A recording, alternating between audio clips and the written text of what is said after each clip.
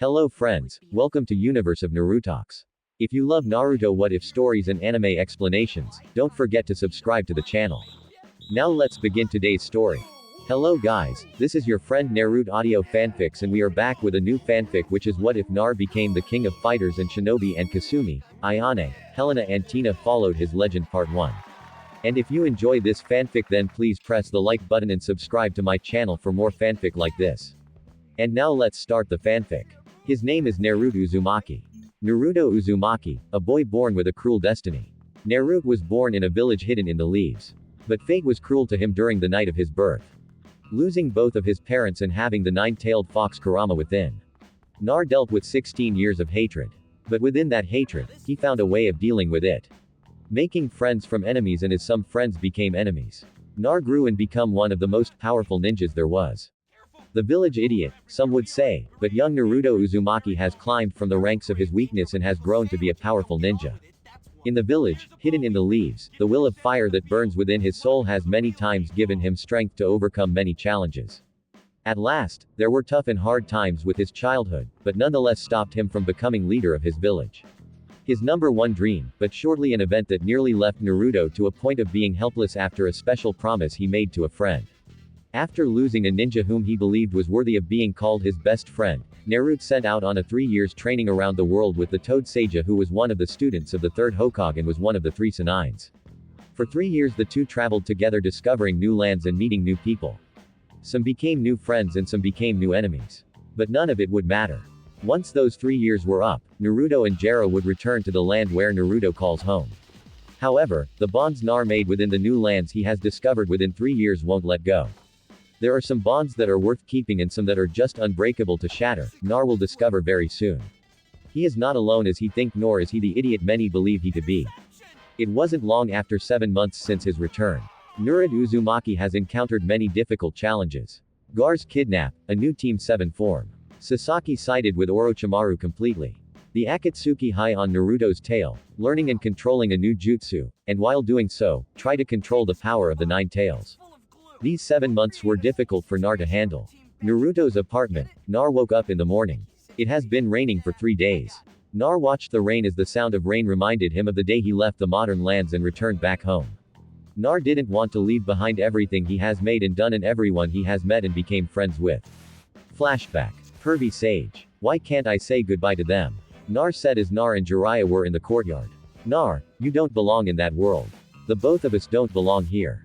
We are part of a world on the other side, and that side we will remain. Jiraiya said without looking back. That doesn't make sense. Pervy Sage, you got to be kidding me. Why? Tell me why. Everything seems perfect for me. I made new friends and I saved and helped a lot of people. Nar said as his heartache with being forced to go back to his homeland. Nar, you idiot. Do you think Konoha allow you to leave? Why do you think I'm here with you? So Konoha would know their knucklehead ninja didn't leave them behind. He didn't betray them by joining another village or leave behind those cares about you. Jiraiya said, why should I even care about them? Nar shouted, why should I even give a single about them? They wanted me gone. All I am to them is an annoying ninja, a dead last, a dropout, an outcast. If it wasn't for me, Tsunade Ba-chan wouldn't become Hokage. If it wasn't for me, who would stop and save Gar?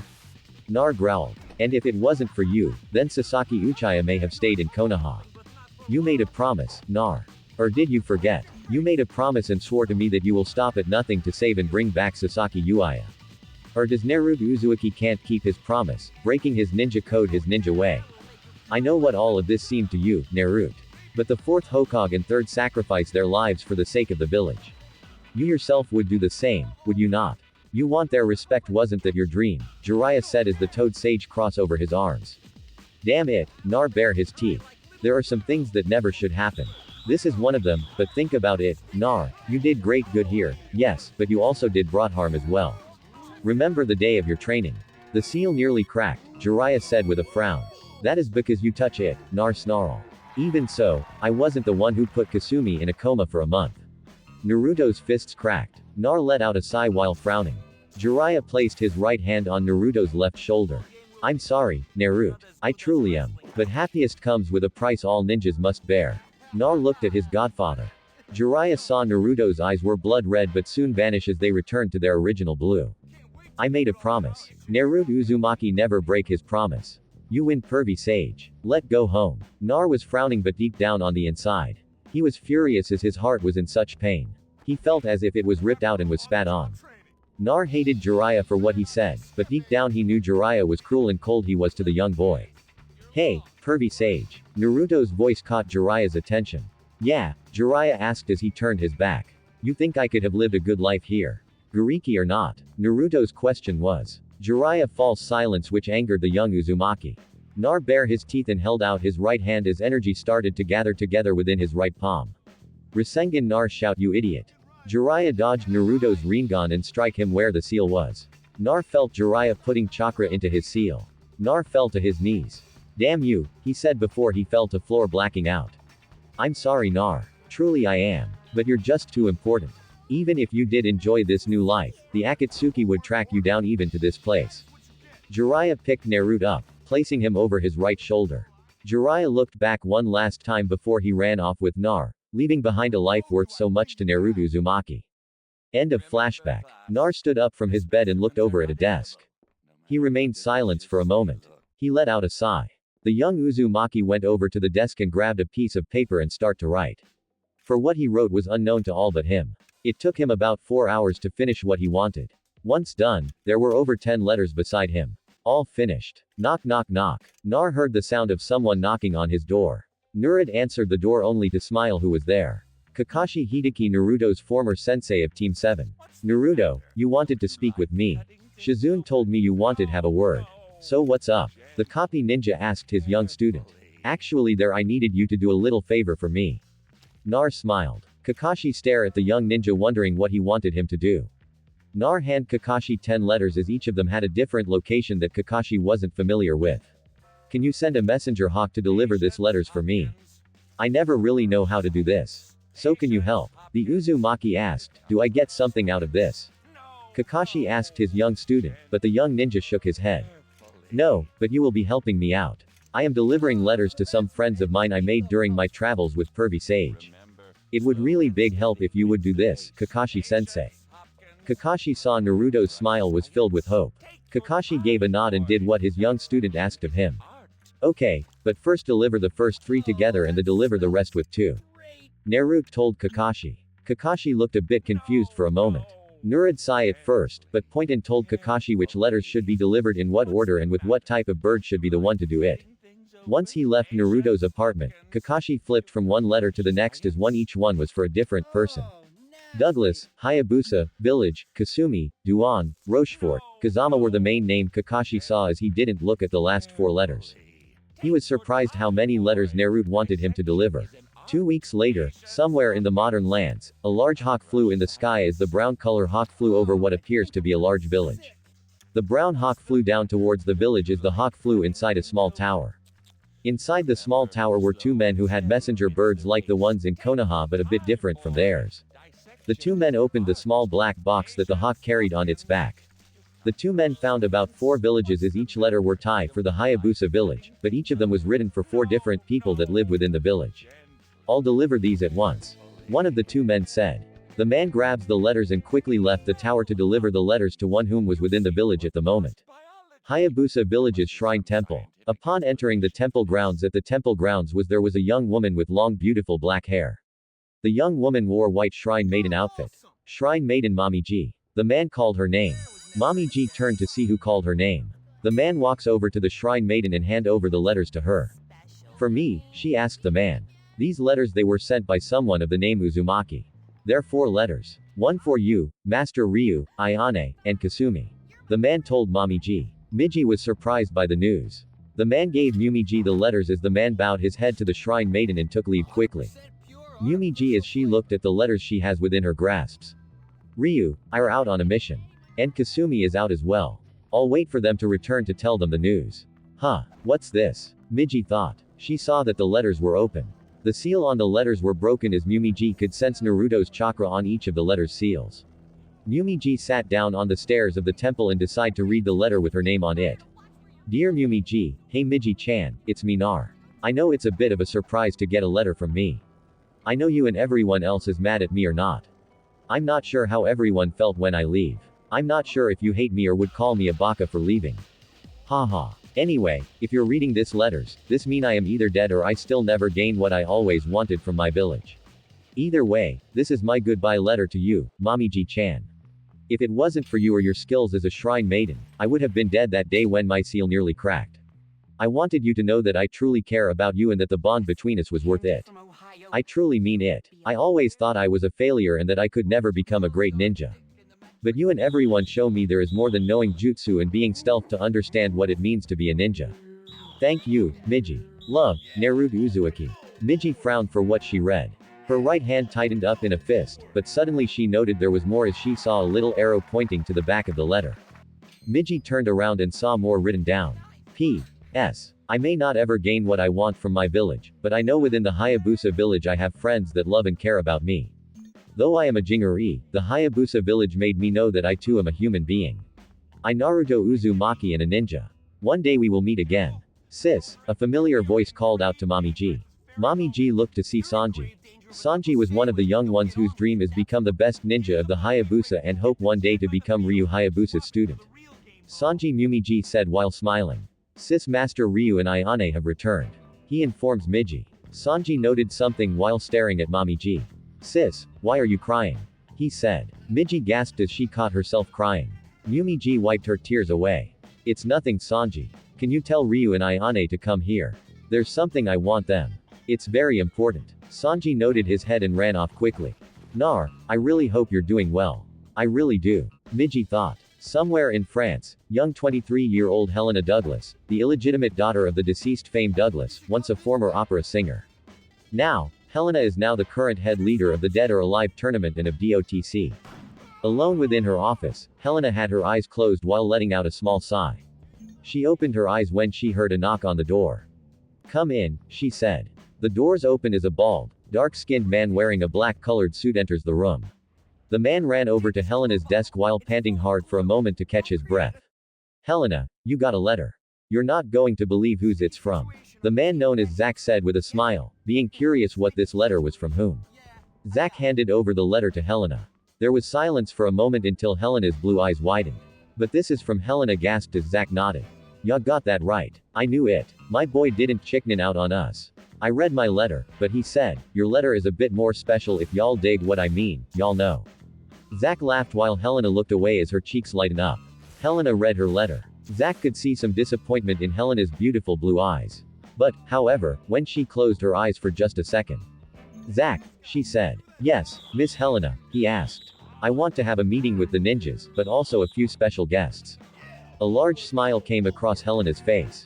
Yes, Mama. Zack nods. Few weeks later somewhere in Konoha. There was a knock on Naruto's door. It was 7 o'clock in the morning. Nar was bit of having a visitor in the morning, especially early of this hour. Nar answered the door only to be greeted by Kakashi Hatake. Hey Kakashi-sensei, what brings you here? The Uzumaki yawned. Lady Sununade would to see you. You have a visitor waiting for you. Kakashi said, Ba-chan, and there's someone who wants to meet me. Kakashi nodded. Get dressed, lady wants you now. Nar nodded and went to get dress. Naruto Uzumaki enters the room to see was sitting in her seat with a very unhappy look on her face. While Shizune was standing tossed right with a nervous look, Naruto entered the room to see their Sade and Shizune was. But there was something one else there within the room. There were two people within the room beside and Shizune. Those two people Nar knew right away. A beautiful woman with beautiful blonde hair with blue strong eyes. The woman wore a dark blue dress with black high heel shoes. The second person was a young man with black hair. His dark eyes were strong and cold. He wore a black coat while wearing a white shirt underneath, wearing black pants to match his black coat and black shoes. Nar was speechless upon seeing the two people. It's rude to say nothing to your guest, especially to some old friends. The young man spoke as he smirked at the Shaku Uzumaki. Jin, Helena, what brings you to here? How did you find out where I live?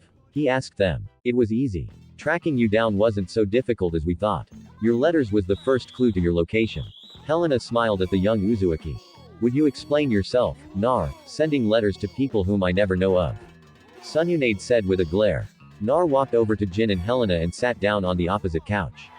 He sighed at first before he looks at Sununade with a sad look on his face. It was 3 years back when Pervy Sage was training me. We discover new lands and new places to train. We did a lot of things in those 3 years, but mostly didn't have barely any time to train me. Most often, he left me in the care hands of others who trained me. Jin and Helena are who I met in my stay in the other lands for 3 years. It's a really long story. Ba-chan, trust me. He said. Tsunade stare at her young and judge the look in his eyes and believe him. You can give me the full detail later or I can hear it from that idiot Jiraiya's mouth later. But right now, give me some detail. The elders of Konoha feel very threatened to know your friends could easily find our village. Sai, to make a long story short, it all started 3 years ago. I enter a tournament called the King of Iron Fist Tournament 3. It was from there. I met Jin and many others fighters. I was new to the tournament and was easily floored. Though I was defeated and never made it to the final rounds. I had a blast though. It was from there I decided to take training of martial arts. Serious pervy sage had vanished somewhere and I was left with no teacher. So one day while searching I met an old man by the name of Gen Fu. He was cool looking old guy. He saw I was in trouble. I told him I needed a sensei who could teach me the art of fighting. Gen Fu spent about 2 to 4 months training me. It took some time but I got it done somehow. Nar laughed. Go on. Said, right after half of my training was near completion, Gen Fu sent me on a task. He told me to enter a tournament that was called the Dead or Alive Tournament, or DO for short. I entered the tournament to test my skills. I was still a long way from how strong I wanted to be. It was there I met Helena. She defeated me in my 7th round in the tournament. I was only 2 fights away from the finals. In the tournament, I came in 3rd place, but I did want a large sum of prize money. He smiled at the end. What did you do with the prize money? Shizune asked Nar. I use half of it for my own ends. It was a small amount I used, but gave the rest away for those really needed it. 50,000 he gave away. Helena spoke. And Shizune's nearly popped out of their heads. 50,000. Shizune was shocked to hear about much money Naruto won. What? Who did you gave it to you? A smash her hands down on her desk while as she yelled. Gen Fu, he really needed his granddaughter was very ill and needed the money for her treatment. As repayment for teaching me, I gave him the money he needed. But the money I gave him wasn't enough. But thanks to Helena here, everything turned out just fine. Nar smiled at Helena as the woman smiled back at the young ninja. Wow, that is quite a story, Naruto. Shizune grinned. I told y'all it's a really long story. Just a few hours alone won't be enough. He rubbed the back of his head while sweat dropping. Telling the story of the events that happened 3 years ago is quite a large ordeal. Jin said while looking at Indeed, but what brings you two here? Surely it's not just to see me, is it? Nar smirked at his 2 friends. Actually, yes and no. Nar, before you left that night, you left many of us greatly disappointed. You left behind many things behind. Not everyone will be happy to see you, especially after you leaving without saying a word. Jin explains to Nar. Or even a goodbye kiss, Helena added. Naruto's facial expression stank down into sorrow. I know that, but I had to come back. I am needed here, he said with a frown. He knew he was bullshitting himself. He didn't want to leave, but he was forced to. What did this young idiot leave behind? Tsunade sighed at first as she asked Helena and Jin. Friends, family, teachers, a home, a pet, and loved ones, and many other things. Helena told Tsunade. Tsunade turned her attention towards Nar. Nar looked away from Tsunade's sight. Naruto, did Jiraiya told you to leave this behind? She asked him, but Nar didn't speak. He only remained silent for a long moment. Tsunade spoke his name while staring at him. Yes, Ba-chan. He didn't just told me. He made me. He nodded. He sighed afterwards. Why? She asked. Because he said I am needed here. That this is my fate. I cannot have what I made there. Cannot have the life I always wanted. I am a Konoha ninja and always will be. Also, I made promises here and I never break a promise. And also, I'm a Ginuriki. Yes, Jin and Helena know about it. They saw in action. The more Naruto told Tsunade, more depressed he felt about leaving everything behind, but also telling Tsunade or anyone of his friends in Konoha about this either. Tsunade knew there was more behind this than she knew. Jiraiya forced Nar. Yes, but she knows how strong Naruto was. Jiraiya wouldn't force Naruto by just words. She will find out the truth soon enough. Nurid, for now, let us skip ahead of this matter. I will deal with this with Jiraiya whenever I see him again. Nar, Shizune, Helena, and Jin could hear the sound of Tsunade's knuckles cracking. Sure thing, Ba-chan. He gave her a nervous smile. So, who are these 2 friends of yours? Please introduce them to us. Tsunade said as she smiled. This is Jin Kazama, the head of the Mishima Zaibatsu. Like me, he carries a dark power within him, but he's as far different from mine. Naruto introduced Jinto Tsunade and Shizune as the young Kazama nod his head. This is Helena Douglas, the head of DOTC. Her father was the former head of DOTC, but he was assassinated. Helena took her father's place and as I said, it's a long story behind everyone I have met. Nar rubbed the back of his head. You also left out that I am your fiancé, darling. Helena Chuckled's jaw dropped in a shock while Shun's eyes nearly popped out from the news. Naruto was blushing bad while Helena was very calm after telling what her relationship with Naruto was. The room was silence with a long pause until Naruto spoke to break the silence. So Jin, how's your mother? Jun doing better now is she? He asked the young Kazama. She's doing fine thanks to you. She's wanted me to ask you if you're coming back for this year's Thanksgiving. Lars, Elisa, and Oscar already plan on coming. She's still kind of shocked about knowing my father being alive and him being head of GC Corp. I don't see them able to look at one another for long a while. I don't know if they ever married before I was born, but she's single now. I can't blame her. Father's power hungry also tried to kill me and his old man twice. Also, she's made new flavor of ramen for you. A reward for what you did for the Kazama family. Jin explains to Nar. That's good, I guess.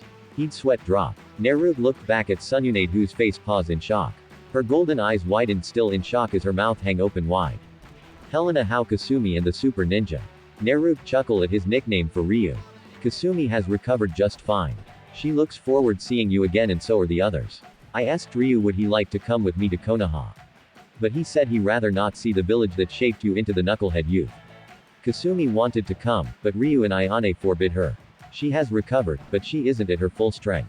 Not quite. Helena giggles at Ryu's comment on Konoha. That's Ryu for ya. Yeah, not a good idea to force Ryu into that kind of thing. It would have been nice to see everyone see me. Then again, I am pretty sure everyone is pissed at me for leaving. I can't blame them. Nar rubbed the back of his head. Kana and Nidita wanted me to give you this. Helena reached between her and pulled out a small card and handed it over to Nar. Nar opened the small card and smiled for what he read. Who's Kana and Nidita? Shizune asked Naruto as Tsunade finally snap out of the shock. Kana is a little girl who sees me as her big brother though she called me father one time. He said with a big smile and Nidita Shizune asked half-sister and she's also Naruto's daughter. Helena said once again the room was silence with pause until both Naruto and Jin counted down in their minds how long before certain busty blonde blew her top. She's your what Sage shouted. She's your daughter's shouted. Ba-chan calmed down. Naruto's sweat dropped. No you shut your trap. Who's the mother? Is it you? Tsunade pointed at Helena. As much as that would be a pleasure but sadly I am not Nitra's mother. I was a bit shocked to learn my fiancé had a daughter, but Nitra is a good girl. Helena explains Tsunade. Nar, how did you have a kid? You're only 16. You're too young to be a parent. How did this happen? Who's the mother? Did Jiraiya have something to do with this?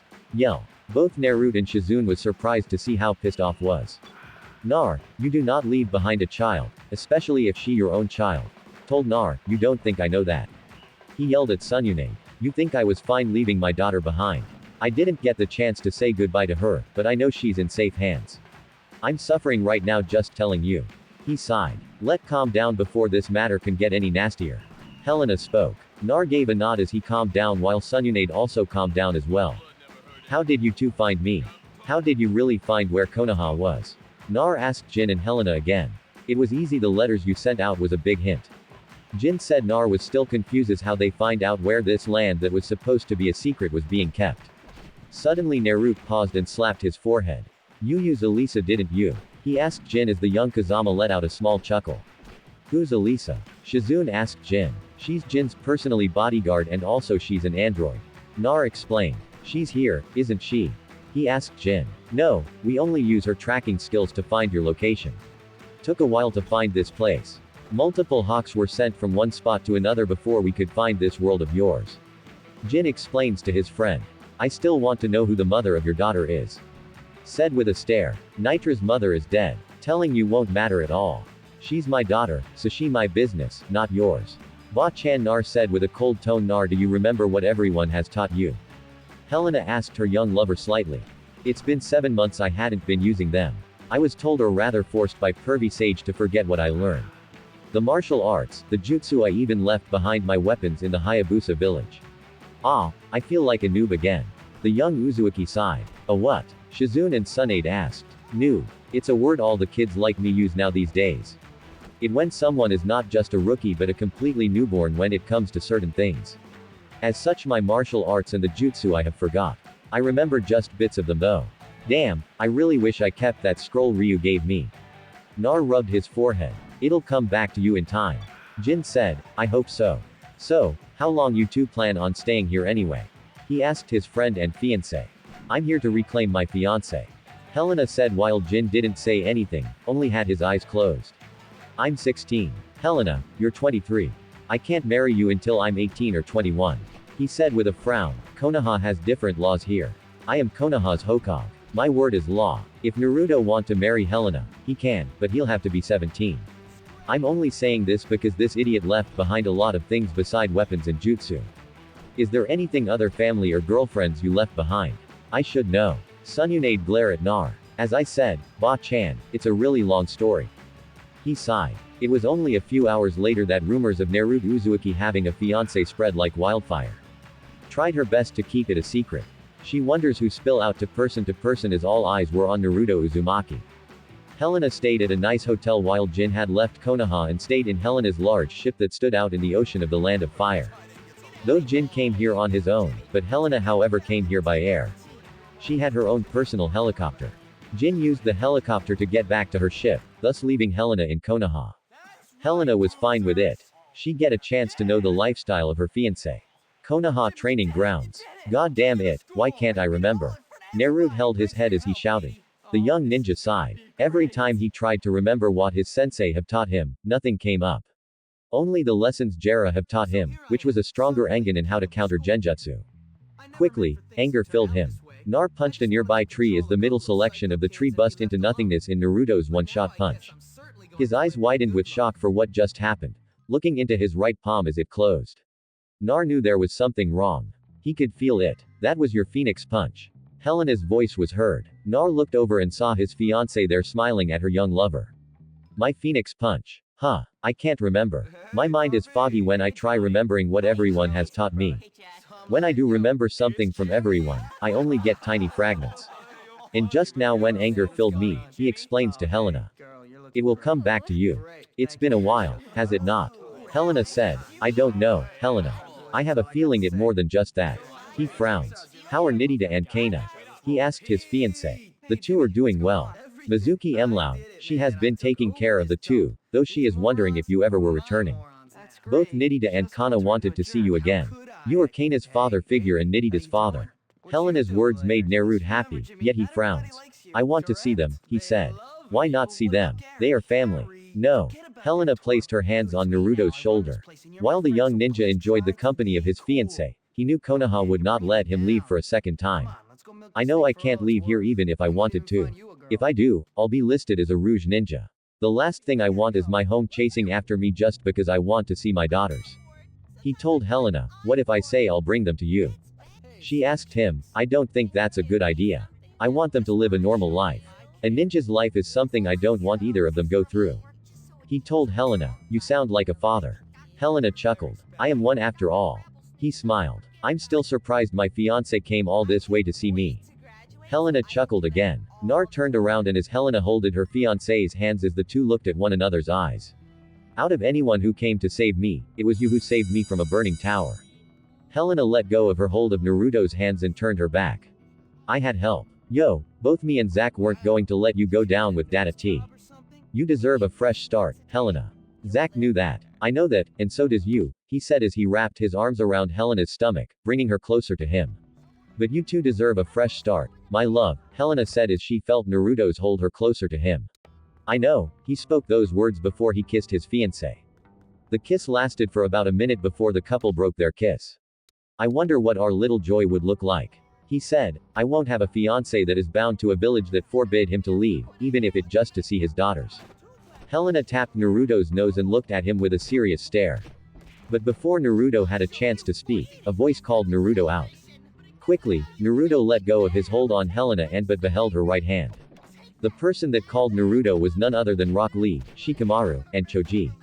Ka, there you are. Whoa, this is the woman who's your fiancé. Ka grinned, don't get any ideas, Ka. Naruto stare at Konoha friends. So, these are the friends you spoke of. I am Helena Douglas. It's a pleasure to meet the friends of my fiancé. Helena asked Naruto. Your fiancé has a strange tone of her voice. Shoji noticed. That's because she's not from around here. She speak French, but also many other languages such Japanese in our nation tongue. Those it Japanese to others. Nar explained to his Konoha allies. Still bit surprised an idiot like you got her as a fiancé. Ka shook his head jealous. Nar grinned. Yeah, I am. KBA smirked. At least Sai isn't here who knows what he would say in front of your fiancé. Shikamaru sighed. Yeah, he would speak of another joke. That guy is a bit of an at time, but there are times I think he's messing with me for fun. Naruto rubbed his forehead, hoping Sai doesn't meet Helena or any of his new friends he made across the world. So, we heard you had a kid. Is Helena your baby's mama?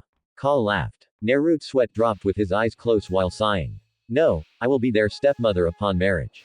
Helena told Naruto's friends. Wait, who is the mother Narokan? Rock Lee asked. It's not going away. Naruto, darling. Everyone wants to know. Helena told her fiancé. I'm only to tell Ba-chan this only. She the Hokage. She's my boss. Sorry guys, but there's something I don't need to tell you, nor do you have business of knowing. Come on, Helena. I need to see Ba-chan. Hopefully, Pervy Sage has been found. He chuckled. In one piece, I hope. Helena giggled. Well, it's Ba-chan that found him. I don't think he'll be in one piece.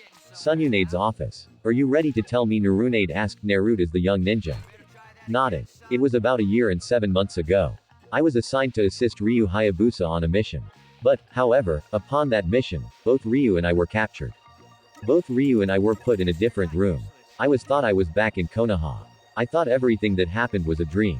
It felt so real. But it turned out everything was a lie. Both Ryu and I escaped the virtual world, though both of us was on different sides of the facility. Nar explained to the busty Hokage. Go on Naruto. Shizune said. The young Uzumaki sighed before he continued. I found Nidita in a room filled with test tubes. The moment I met her, I knew there was something odd about her. I thought she was a capture child used for testing. I break her out and took her. I later met up with Ryu who had Kana. Kana was kidnapped as well. Then we encountered that masked man. Nar sighed. What happened next? Narunade asked the young blonde ninja. Nar thought back. What happened during that day? Nar and Ryu made it to the main research room with Ka and Nidita. Upon seeing Mizuki, Kana rushed over to her adopted mother, Aunt. Oh, Kana, I was so worried about you. I'm so sorry. They had Kana. I had no choice. Mizuki told Ryu while Naruto glared at two people across from the room. One being a short blonde-haired woman and the second being a masked man dressed in red cloak. It's fine, Ryu told Mizuki. What do you want? Ryu asked the masked man in red. The modern alchemist makes the dreams of gods come true. I wish to see the birth of a new world. The masked man said. The blonde woman known as Lovelace spoke while smiling at the two ninjas. We took a little sample of your blood while you were sleeping. A dash of your dragon ninja DNA. And as for your cute little ninja friend, we took more of his DNA. Lovelace explains. What do you mean took more?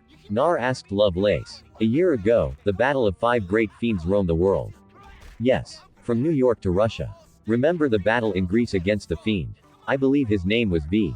Was it? Your blood was everywhere. My men simply took samples. We simply borrow you. Lovelace smiled. You stole me. Nar growled. With your DNA, we have found such amazing result in our experiments.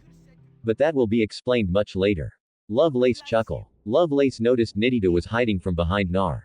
I see you found Nidita. How wonderful you two found each other. Lovelace again. She chuckles. Stealing children to experiment on. Does your evil knows no limits? Ryu said oh couldn't be any more wrong dragon ninja. Nidita was never a stolen child. She is with her original creator right now. Nar looked at Nidita then snapped back at Lovelace. Oh yes, your guess is right. She was created from your DNA. She is your daughter, but she is also Kana's sister.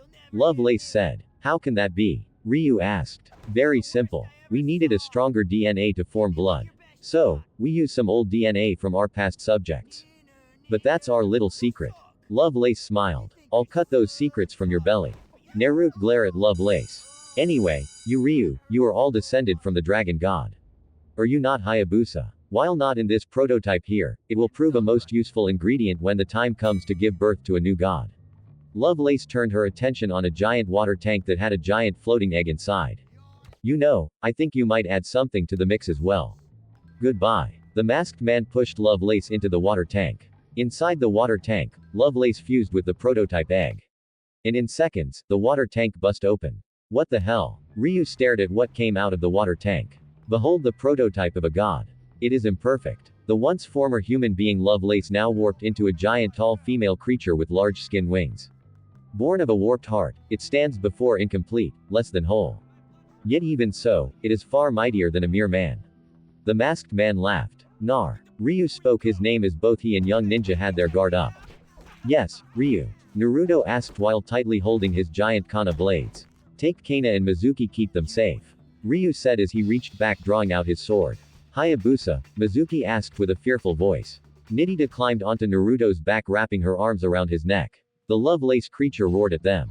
Go. Ryu shouted at them. Nar grabbed Mizuki's right hand and ran out of the room while Ryu dealt with the prototype god creature. End of flashback. They clone you. Are you serious? Looked completely shocked. No, Nidita is my daughter. They used my blood and changed it into sperm samples and fuse it with the DNA of Kana's dead mother. Thus makes Kana my stepdaughter and Nidita her stepsister. Pretty messed up, huh? He said Tosanade. And just image if Orochimaru had ever ran into these people, Shizune said as the very thought brought chills down Naruto's spine. The base was destroyed thanks to Ryu and his battle with Lovelace. All samples of my DNA went down with the place. Nida is the only thing left of Lovelace's research. I still don't know why they took my DNA first before they took Ryu's. Nar rubbed the back of his head. It could be because they saw the DNA your Ginuriki was different from his. Shizune said, maybe so, but still it's make me wonder what they were planning to use my DNA for. The young Uzumaki wonders. Narutsunade spoke with a serious stare. Yes, Ba-chan. He asked. I want to see Nidita. Is there any way you could bring her here? Sununade asked. Why? She's living a normal life. I don't want to ruin that for her. He said with a frown. But she missed you. Nar, we wanted you back. Because you're important to us, not as weapon, but as our fellow Konoha member. You're not just a ninja to me. You know that, Sununade said. She rose out from her chair and walked over to him. I know Ba-chan. He sighed. I didn't know you made yourself a life there. I wonder why Jiraiya didn't tell me this, but that doesn't matters right now. I want to see your daughter. I might as well see my granddaughter. You always call me Ba-chan no matter what I say. Smiled at her favorite young ninja. At least I know my boy has such good taste. Turned her attention on Helena. Helena smiled at Sununade while Helena stood behind Nar. Both Helena and Sunade trapped him between like a sandwich. And Helena's were behind his head. If this was one of those hentai book, I would be so deep sandwich right now getting laid by two busty blondes. He thought Sunade turned away going back to her desk but not before giving Naruto a kiss on his forehead. Ms. Sunade, may I ask a small favor? Helena asked Sununade sure asks away but if it's anything about speeding up the wedding you can wait Kenya Naruto's birthday is only in few more months you can married him when his 17 Sade said with a smile which leave Helena to shown small sign of blushed bond stopped teasing my fiance will ya Helena wanted to know is there anything you can do to help me he said with what the busy cage asked I can't remember everything Helena and everyone have taught me. I can only remember what pervy sage taught me. I performed one of my moves a little ago, but however, I had no memory of it. Every time I tried to remember it, it got foggy. The young ninja explains, did Jiraiya do anything to you before you left? She asked, he touched my seal. Last thing I remember was he put chakra into my seal. I blacked out. When I woke, we were on a boat to Konoha. He said, memory block jutsu. Said, what? Helena said, memory block jutsu. It's a B rank jutsu. It blocks the person's memory with chakra. Jiraiya could have wiped your memories from your whole event if he wanted to. But I guess he decided to show some mercy and only block your training memories. There are two ways for this to undo it. 1. The user who original did it must be the one to do it or 2. Kill the original user. But it takes 2 days for memories return if you kill the users. But in time your memories will return but about a year's time if you are retrained. Sununade explained to the couple. Even though what he did to me was wrong. I don't think killing him will solve my problem quickly. Since we can't find him, I guess I have starts all over again. Huh. Nar let out big disappointed sigh. No, you don't have. I am sure Jera will return in time. But right now, what you told me and Shizune is our little secret. I want to surprise that perverted bastard when he returns. Nar didn't feel sorry for Jiraiya if Sunade ever catches him. But Naruto, I am willing to let you leave Konoha again. But I know the old heads will be on my for this. But you can leave. But you need at least 3 people from Konoha that will be with you upon this journey. The choice is yours to pick. But they must be the closest people you can trust in Konoha. Understand. Nar nods his head Tsunade. You're one of the people I want to travel with me. Tsunade's eyes widened for a moment, a bit shocked. She was easily picked first. You did say you wanted to see my daughter, didn't ya-chan? He grinned. Who are the other two then? Tsunade asked. Sakura-chan and Rock Lee.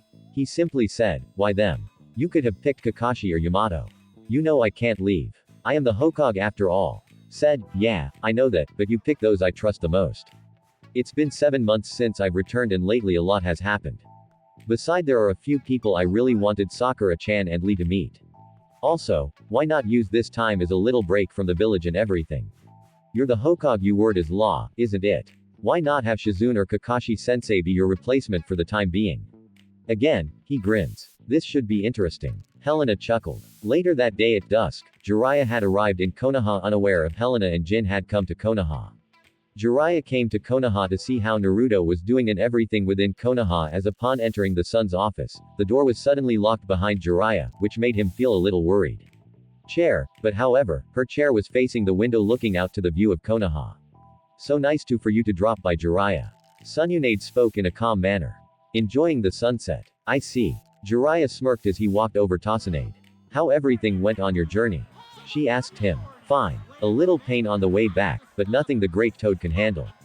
He laughed. Good, good. Speaking of a long journey, some friends of Naruto so happened came by today. Her voice was still calm but had bit of anger. Friends. Jiraiya looked confused. I didn't know Naruto had a fiancé nor did he have a daughter. Care to explain why you left this out? She asked. Looked Tsunade. I can explain. Jero went over Tsunade's chair only gasped for what he saw. In Tsunade's chair was taunting sitting in Tsunade's chair as a tape recorder was playing beside Tsunade's pet. Then where the reals, Jiraiya wonder, unknowingly right above him, holding onto the ceiling was the busty Hokage.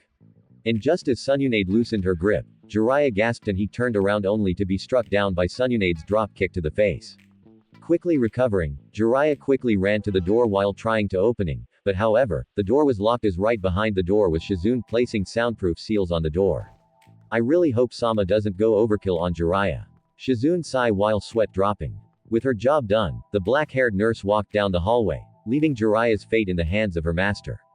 May Tsunade have mercy on his perverted soul. In a small bedroom stood a young, long reddish brown-haired woman wearing a dark blue robe.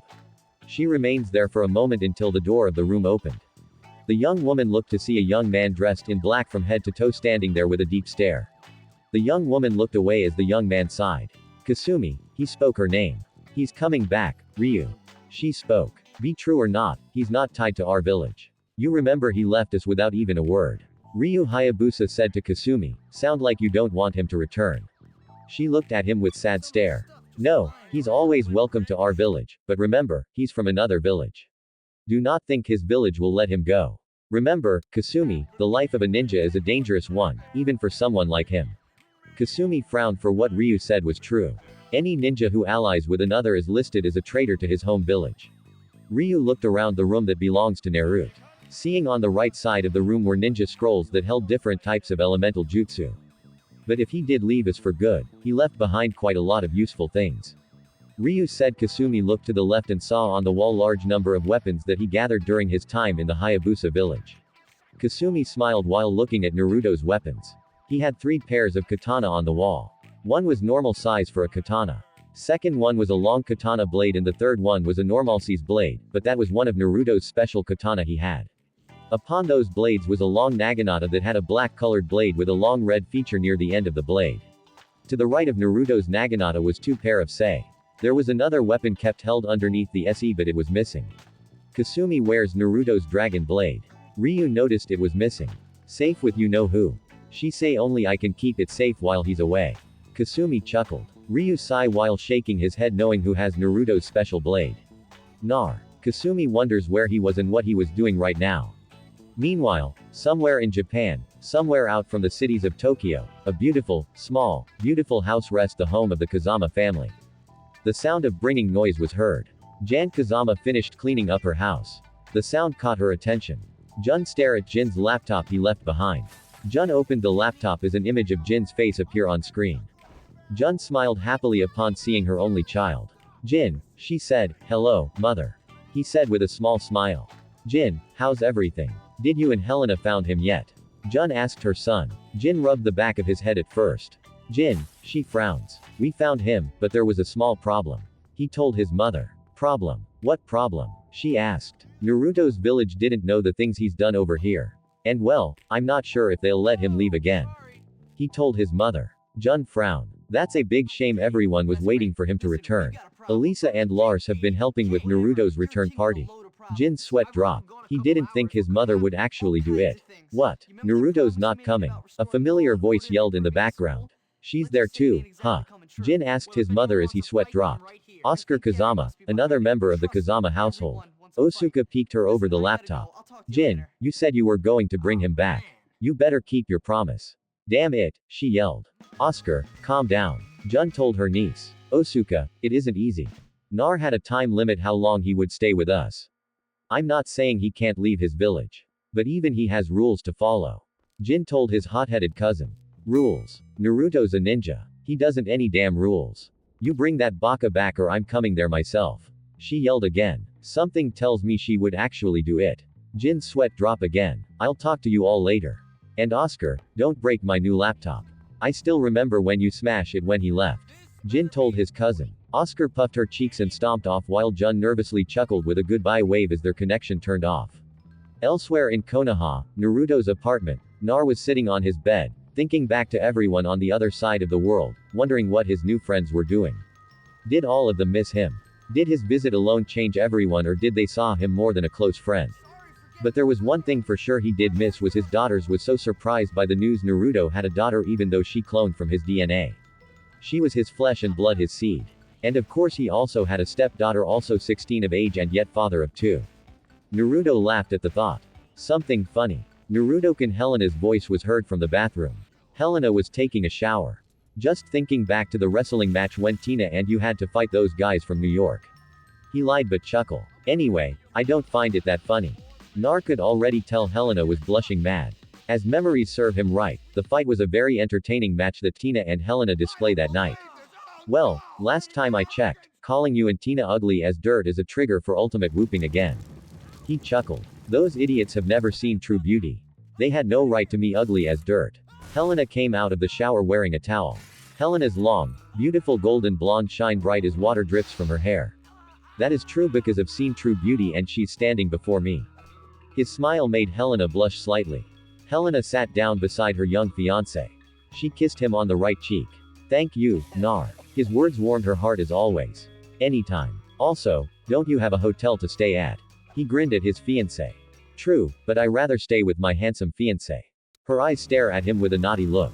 Naruto's sweat dropped just a bit, knowing what she wanted from him. Still, your place is much nicer than mine, though. He looked away from her eyes, looking around his apartment. It's not that bad. Just need a little touch of cleaning, she told him. Nar looked at her with a serious look on his face. Yeah, well, my apartment is nothing compared to your huge mansion or mansions. He remembered Helena had owned many places. She never stayed in one spot for a home, always on the move. It's nice to live as a normal person once in a while. You don't have to be rich to be happy, darling. She tapped his nose. True, he laughed. Now, why don't we end this night, shall we? You have been through much today. Helena rested her head on his right shoulder. They stare at one another for a while. The couple smiled at one another before Nar's surprise kissed his fiancée on the lips. He grabbed Helena by her shoulders as her towel slowly came off. Nar. Helena moaned. I love Helena. I love you too, Nar. The next morning, heavy loud nodding was heard. Nar woke up with a tired look on his face. He sighed, wondering who was at his door at this time of the morning. Nar got out of his bed. He grabbed his black-colored boxers, putting them back before opening the door. There in front of Nar stood was Jin Kazama. Morning Jin, what's up? He asked his brother figure friend. Where's Helena? Nar jerked his head over to where his bed was. Jin looked over to see Helena's back facing them. Jin didn't say anything, only saw a large grin on Naruto's face. I have news, good news and bad news. Jin told Nar. First, what's the bad news? He asked the Kazama. Lily is coming to visit you. Naruto's sweat dropped the moment he heard Lily's name. That girl really, now I knew she had a thing for me, but come on. I thought Oscar was bad when it come getting my attention. He sighed. You are her fiancé too, aren't you? Jin raised his right eyebrow. She believes I am, but I'm Helena's fiancé only. He frowns. Good news. He asked Jin. Found Jiraiya. Jin told him. Gaba-chan, I hope she didn't murder him. Naruto's sweat dropped. Hayabusa village. Ryu Hayabusa was outside of his room waiting for someone. He was as the Super Ninja, a nickname that many called him by. Ryu looked at his right hand to see a crushed piece of paper. But it was Naruto's letter for him. Ryu was a tough ninja teacher towards Nar. He didn't give Nar any time for softy, but he did tough the boy up. And for that Naruto had high respects for him, and so did the dragon ninja had high respect for Nar. Ryu thought back to the time when they were together during one of the dangerous mission Ryu had to do during the past 3 years. It was during Naruto's last year as Ryu's student. The journey was on a remote island where rumors were there was a powerful weapon that could equal the dragon blade and had 10 times the power it had. Flashback. In a large cold icy carbon, the location took place. Ryu was down on one knee after taking down over a dozen armed men. Ryu Hayabusa was armed with his clan's infamous weapon, the dragon sword. Ryu held his right shoulder. However, Ryu wasn't alone. In front of Ryu was Naruto Uzumaki dressed in his standard outfit of the Hayabusa village. He wore black ninja outfit from head to toe. Naruto wore a face mask to cover his face, but his eyes were exposed. Naruto had a normal katana for his basic weapon. In front of Naruto was another person. In fact, it was the enemy the two was facing together. The person standing in front of the two was a being whose appearance was that of an android. The android had a human face, but the rest of the person's body was machined from neck to toe. The android was a young-looking woman who had dark green eyes with short red hair. The android woman held the blade that Ryu and Naruto was looking for. A sword that steals the souls of men and will steal the soul of its users if the hunger grew out of control. The dragon ninja is too tired to dance and his pup face me. The woman laughed. I'm no pup. Nar glare at the female android. No, you're not. I see it in your eyes. You've killed before. You took the life of another person. How does it feel to have the blood of those you've slain?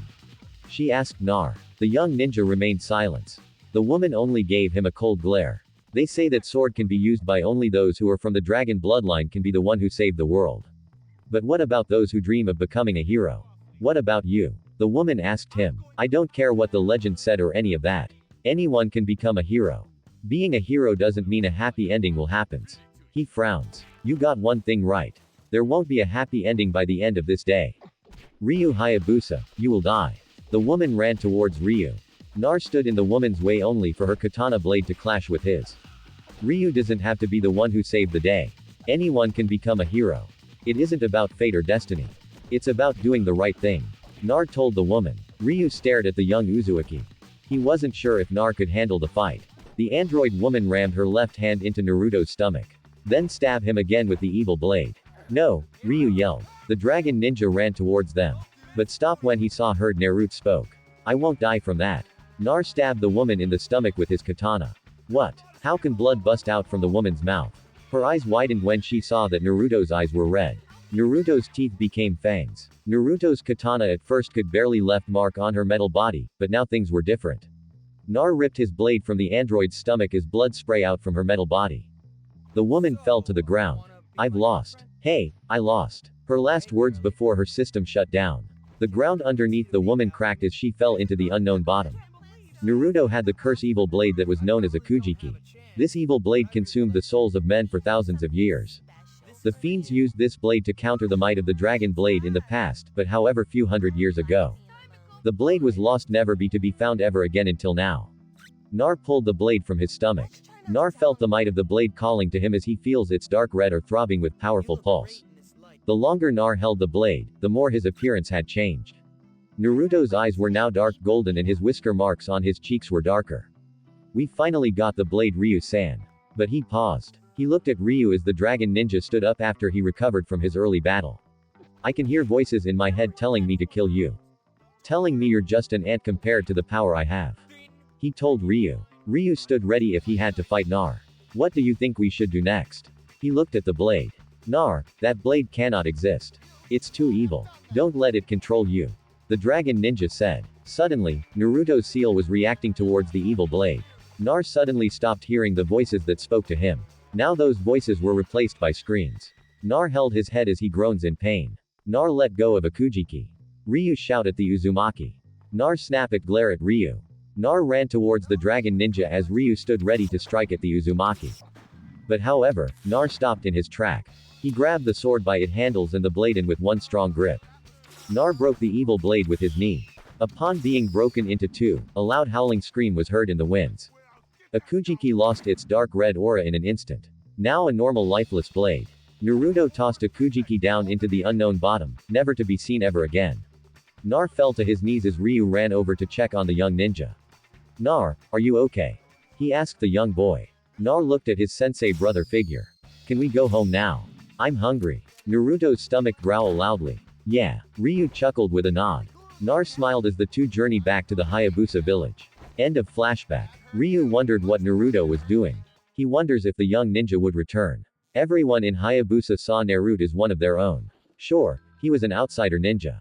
It took a while for him to be accepted by everyone. Jiraiya and Naruto lucked out when they encountered Ryu the first time. If they didn't, the Black Spider Clan ninjas would have overwhelmed them that day. But out of everyone, Naruto worked his best to have Ryu's respect.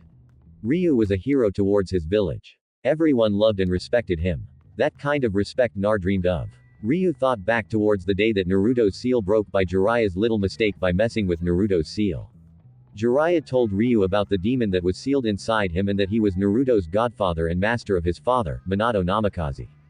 That day, Naruto caused more harm in the Hayabusa village than any of the Black Spider Clan ever did, putting Kasumi in a coma for a month and nearly destroyed the Hayabusa village.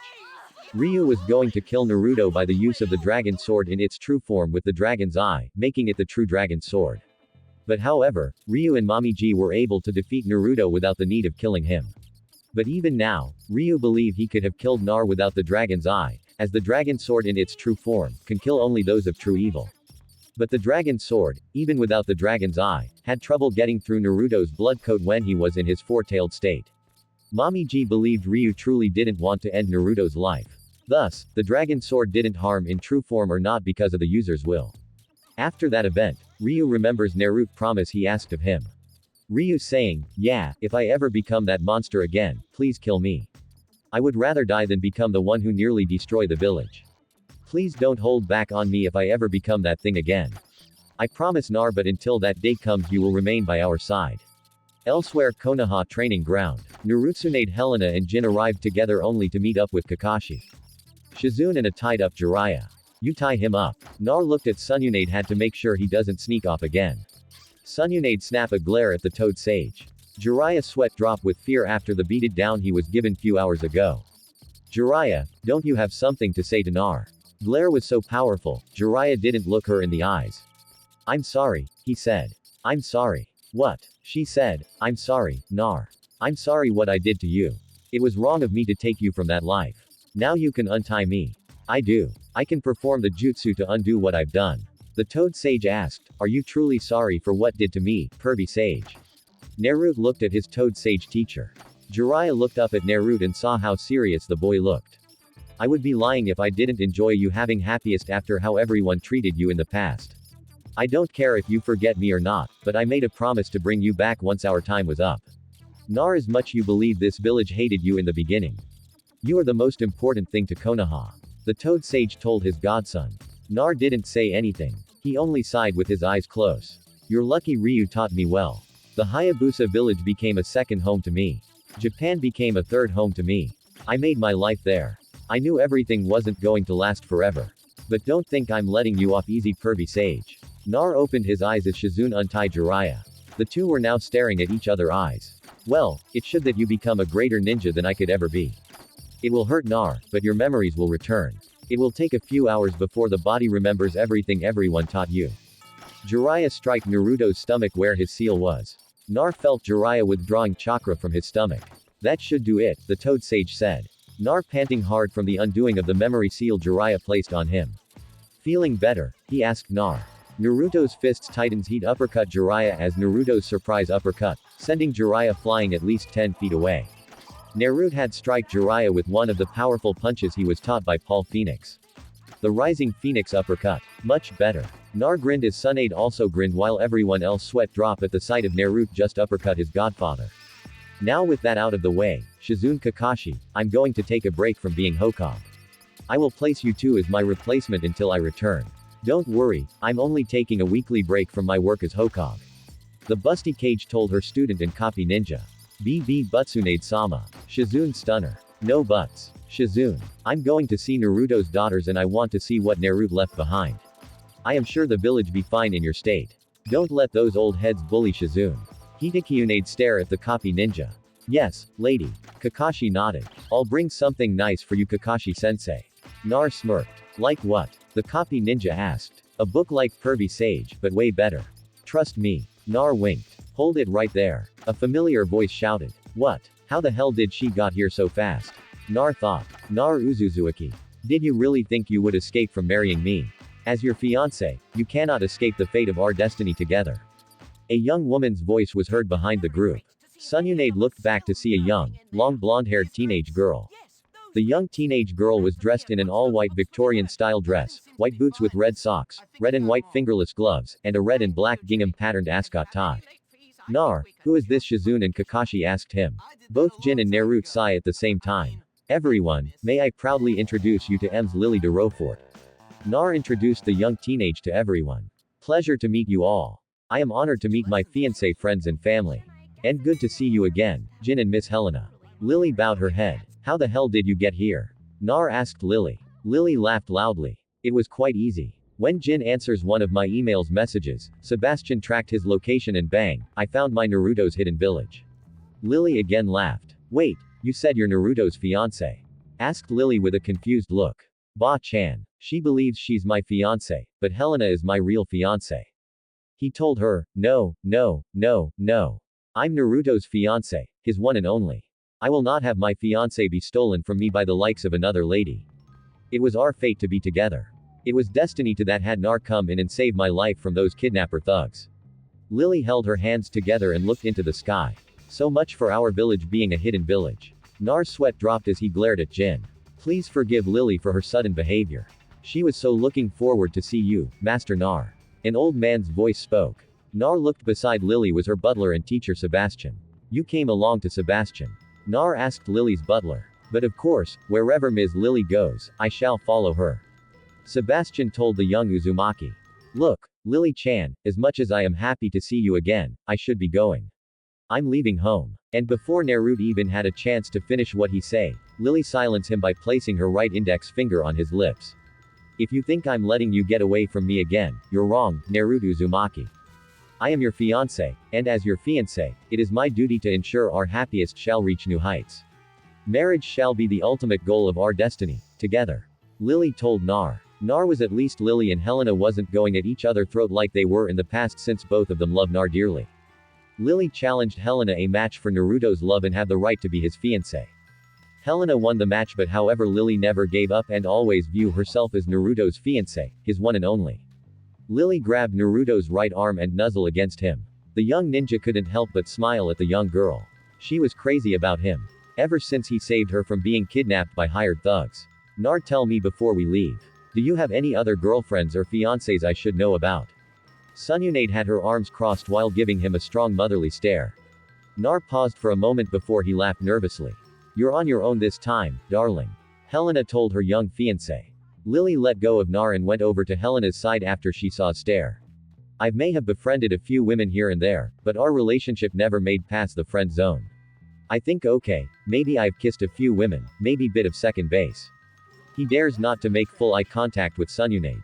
Nar met many women who he really liked and made to second base or had a strong relationship with. Okay, I believe you for now, but tell me this. How many women who are your girlfriends or fiancé beside Helena and Lily? Sunade asked again with a motherly stare. They're two girls I met and fell in love with. He smiled a bit. He avoided telling Sununade about the other women he knows. Who are they and what they are to you? She asked her godson. There's Mommy G. She's my girlfriend and then there's Kasumi. She and I are very close. He left it at that. How close are we talking about? She asked him. She was my first. He told her. A paused as the news of Naruto had with a woman. During the 3-year trip, having a fiancé shock her, having a daughter and stepdaughter nearly gave her a heart attack and now finding out her godson had at an early age with a woman who might be his girlfriend or worst, she was not up with his baby. Sununade's face went from a face of complete shock transformed into a face of pure anger. Everyone took one big step back away from the busty Hokage. Naruto. Nar froze in place as Sununade slowly came towards him. Placed her hands on his shoulders as if she was about to yell at him. Nar closed his eyes, waiting for her to shout at him or beat the living out of him. She's not pregnant, is she? Sudden shift to a friendly face. Huh. He looked confused. She's not pregnant, is she? Asked him again. Naruto felt a dark aura around Tsunade's friendly behavior. He felt's grip on his shoulder suddenly tighten. No, she's not, but I really love her. I love her, Miji, Lily, and Helena. I love my daughters also. Beside with Kasumi, I used a con. Good. That's what I wanted to hear now. Let's go. I want to see your daughters. Smiled. Pat Naruto's back and walked off. For a second, I thought she was going to kill me. Good thing she doesn't know Helena and I banged last night. Nar thought. Long as these girls keep him in line. I don't care. My Nar deserved to be happy after everything he'd been through. Tsunade looked back to see Lily talking to Nar while the young Uzumaki rubbed the back of his head. Helena kissed Naruto on the right cheek as Lily's face flashed red with anger as she was yelling at Helena. Lily grabbed Naruto, pulling him away from Helena as Helena laughed and Jin just shook his head. It was time for Naruto to return to what he left behind. Naruto Uzumaki was accompanied by Tsunade, Rock Lee, Sakura Haruno, Jin Kazama, Helena Douglas, Lily de Rofortford, and her butler Sebastian as the group traveled together by boat due to Naruto's friends having never been in a plane. The village in the hands of Shizune and Kakashi Hatake, the group was told by Helena that they would arrive in Japan within 10 hours or less, at best, depend on the weather. Standing outside on the upper deck, Naruto was having a chat with Rocky and Sakura. His two friends were still a bit shocked about him having so much left behind. So Naruto, what's the first thing you'll do when we arrive? Rock Lee asked Nar. Not sure to tell y'all the truth. I got a lot to catch up on, but first I want to see my girls. He chuckled with a big grin. I'm still surprised you're a dad, Nar. Sakura smirked at her blonde teammate. Yeah, I was shocked the first time when I found out about Nidita and then Ka. I can't wait to see them again. He sighed with a big smile. Both Rock Lee and Sakura smiled. Nar had never been this happy. At least not around them. Nar, they heard Helena's voice. We'll be arriving in Japan soon. Thanks, Helena. He smiled at his beautiful fiancée. So, Nar, why did you pick these two to accompany you? Helena asked him. Nar looked at his friends with a smirk before he gave Helena his answer. The style of fighting Lee and super bushy brow use reminds me of Forest Law and his father's way of fighting. And I think Lee and Forest would make good rivals. Besides, Lee always looks forward to new challenges. And what about me? Sakura asked. Well, there are a few people I want you to meet. Sakura-chan, he smiled. Like who? She asked. Sakura-chan, do you like wrestling? His question was, well, I do enjoy watching it on TV at home. Why? Sakura looked curious. I'll keep it a secret, Sakura-kun, for now. Besides, no need to rush. Besides, I want my friends to meet my new friends. I could bring almost the whole crew, but maybe another time. Yeah, that sounds like a good idea. About 2 hours later, Jin Kazama was standing on the front deck of Helena's large ship with his mind focused on other matters besides helping Nar. Jin, that's your name, right? Jin looked over his right shoulder to see Sakura Haruno. Yes, he said coldly. He reminds me of Sasaki, but only a little, she thought. What is your relationship with Nar? She asked. He's my friend, he said. He helped save my mother. He also saved me too. I owe him a large debt. How he did that? She asked. I was born with an unusually gift. A gift from my father. My mother was the only good thing that has ever happened to me in my life. As a child, I never knew who my father was or who my grandfather was. When I was 15, my mother and I were attacked by a being called Ogre. The memories of losing his mother and being focused on seeking his grandfather for help became one of his greatest mistakes. And yet some good came out of it. What happened next? Nar told me your mother is alive and well, right? Jin nodded. I thought she was dead until a few months back. He looked at the sky as he remembered the day, how that day turned out, and how ugly the outcome almost became. A tournament was being held roughly 3 weeks after the 6th Tekken tournament I held. Someone was behind it. I was found in a desert after failing to free myself from my cursed bloodline. It was Naruto and Raven who found me. During the tournament that was called the Tekken Tag Tournament, there was a dark power that revived my great-grandfather whom I defeated in the 5th tournament. I wasn't sure what was going on, but I asked Naro and a few others whom I could trust to help me stop him. It was around during the finals when things started to not make any sense. After defeating both my grandfather and my great-grandfather, Naruto and I encountered Ogre. Together we defeated him. But Ogre had another form called True Ogre. He was much stronger in this form. He almost defeated us. What happened next? She asked. A bright light came to our aid and defeated True Ogre. When Naruto and I awoke, I was home back at my old home before it was destroyed by Ogre. But we were at Mother's water garden. My mother Jan Kazama was alive and well. I had no idea how it was possible or where she'd been all this time. But there one thing for sure. She was alive 6 months ago. Jun's garden. My mother Jan Kazama was the final foe left in the tournament. She had secretly joined the tournament and defeated many warriors along her path. My mother was very skilled. I learned the art of fighting from her first. Neither Naruto nor I was in the shape to fight my mother. Jun said with a motherly smile. Mother Jin looked shocked to see his mother alive. That's your mother. Nar looked at Jin with a shocked look as well. I'm so proud of you. You've become a very handsome young man, but I'm afraid I shall be your final challenge before you can claim your prize. Jun entered her fighting stance. Nar muttered carefully. You know neither of us are in the shape of fighting, even if she's your mother. We have to defend ourselves. I know, but I won't fight my mother. He bared his teeth. But then Jin's tattoo that bore the devil gene started to glow bright purple. Jin held onto his left arm as he sensed an evil aura familiar to his own. Jin frowned when she saw Jin's tattoo. Nar stood in front of his friend while Jin was fighting the dark power surging within him. Jin fell to his knees. Come on, keep it in control, man, he muttered. I am, but I feel something strong, something evil close by. Jin struggled for control as he felt his dark side, which was known as Devil Jin, was crawling to the surface. Nar and Jun saw a tattoo appearing on Jin's forehead. Jun walked towards Nar and Jin and placed her forehead against Jin's. Jin, I'm so sorry for the trouble I've caused you. I should have had my brother took you in, not your grandfather. Can you forgive me? She asked. Jin felt his darkness being pushed down by something. Naruto watched as Jun used her power to ease Jin's devil power. Mother, I forgive you. I missed you. So Jin wrapped his arms around his mother's hip and hugged her. But then something happened. Jin's devil tattoo gave out a large pulse that echoed loudly. Jun gasped when she heard it and held her right arm in pain. Jin let go of his mother as he and Naruto watched. Jun fell to her knees in pain. Mother, Jin yelled. Jin was about to go to his mother's side, but Nar stopped him before he could. Jin, don't you see it? He asked. Jin looked around as the beautiful garden started to change from a beautiful color of light to dark colors while some of the trees started to rot away. The once pure liquid water started to become a dark, thick purple liquid.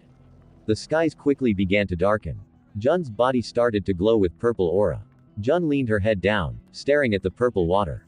When Jun lifted her head, in an instant, her body and personally changed completely. She was now half with the purple liquid rising and covering her lower body, and Jan's once beautiful brown eyes were now golden yellow, and her kind smile had been replaced by an evil smirk. Jun sank into the purple water. Nar and Jin waited for her to resurface, but then they felt something grab them from below.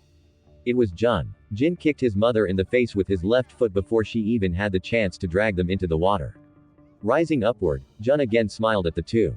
Jun swung her right arm at them, causing purple spikes to emerge from the water. Jin and Naruto dodged them, but they kept coming. Jun raised both her hands in the air, but nothing seemed to happen. Naruto looked and saw a giant water hand came out from behind Jin and was about to crush him. Jin, watch out. Nar pushed Jin out of the way only to be smashed by the giant hand of Jun. Nar! Jin yelled, rushing over to his friend. He was alive but knocked out cold by a giant water hand. Jun smirked evilly as Jin glared at her. Mother, stop this. You're stronger than this. My power is nothing compared to your light. Your light was the one that helped me control my power. Fight it. Mother, fight it. He shouted. Jan heard Jin's voice reaching to her and she grasped her head in pain as she fought to rein in the evil energy that had taken over her body. You're weak. Neither you nor the boy can control such power, a new voice said. Both Jin and Jan gasped when they heard the voice. The voice was so very familiar to them. Jan looked back only to see a hand grab her by the face. The unknown person was none other than Kazuya Mishima, Jin's father and Jan's ex-lover. I'll take that power. Jun felt the devil gene power being drained from her body. Kazuya let go of Jan's face as she fell to the water, utterly lifeless. Kazuya started to laugh evilly as he transformed into his devil form. Yes, my power. Yes, my power. Devil Kazuya laughed and flew off into the skies. Nar woke to the sound of Kazuya's laughter, but opened to his eyes to see a shocked Jin and Jun's body slowly falling deep into the water. In a blast of energy, Jin instantly transformed into Devil Jin. He grew 2 pair of horns on his head. The devil tattoo was shown on his forehead, and his eyes were deep gold or amber. His teeth had become sharp fangs. On his back was 2 large black feathered wings. Raghh Devil Jin shouted in fury, his rage focus on one thing and one thing alone, the death of his father, Kazuya Mishima. Devil Jin's wings spread afar as he was about to take off into the skies. Jin, wait. Nar called out to his friend. His voice fell deaf to Devil Jin's ears. Jin took off into the sky, thirsty for revenge. Damn it, Nar cursed. He looked to where Jun fell. She's the only one who can help Jin. I got to act fast. He ran over to the area and drove down into the dark water only to find there was a deep area down below. End of flashback. So, it was Naruto who saved your mother. Jin nodded. While in my devil form, I was so filled with rage, I couldn't find my father. But I heard my mother's voice reaching out to me once again. She saved me from being consumed. When I finally got control of myself, I found myself in a city, and I found my father. But someone had already defeated him. I wasn't sure who it was. But whoever that person was had the same warm light my mother had. Jin sighed with a small frown. You've been through a lot, Jin. Sakura said with a frown. Remind you of Sasaki? He asked. Sakura looked shocked. Nar told me about him. Nar made a joke about how he and I are almost alike. The only difference is he was about to save me and I'm not much of a jerk face, he said. Jin chuckled. What is Naruto to you? She asked. At first, I thought he was just a fly in my way. But in the end, he became one of the few friends who I'm very lucky to have. He knows what it's like to carry a weight. We both have a power that can hurt those we care for and love. My mother, my cousin, my friends, and everyone have a special relationship with him. But there are times I wonder about the thing he went through. Jin walked by Sakura as he left the front deck, but not before he spoke last few words to Naruto's female teammate. The friendship you have with Nar, don't waste it. A friend like him is hard to come by. He is worth being your friend and those who hurt you just for being their friend. Choose your friends wisely or it may bite you. Jin looked at Sakura who nodded with a small smile. A few hours later, they finally arrived at the dock where a group was waiting for Naruto much to his surprise. There waiting for the group to arrive was an older-looking man wearing a biker leather jacket with dark blue jeans. He had a very unusually hairstyle. His blonde hair was standing straight up. The woman beside the blonde man had long brown hair in a long ponytail hairstyle and light blue eyes. She wore a long dark blue dress and small of brown shoes. The most noticeable thing about the woman was that she was fixed to 6 months pregnant. The third person was also a woman, but she was a younger woman with short pink hair. She wore an outfit consisting of a light and dark purple ombre dress slantingly split down the front that ended in a back skirt with a white belt decorated with chains with 3 blue roses on the side and white boots with black cuffs. These 3 people were Paul Phoenix, Michelle Chong, Elisa Bosanovich, and one person whom Naruto wasn't familiar with. But beside those 4 people, standing in front of them were 2 little girls. One had short blonde hair with bright blue eyes and the second had short red hair with bright blue eyes as well, and both little girls wore white small dresses. Daddy! The 2 little girls shouted. The 2 little girls ran towards Nar who welcomed them with open arms. Nar smiled at his 2 lovely daughters, Kana and Nidita.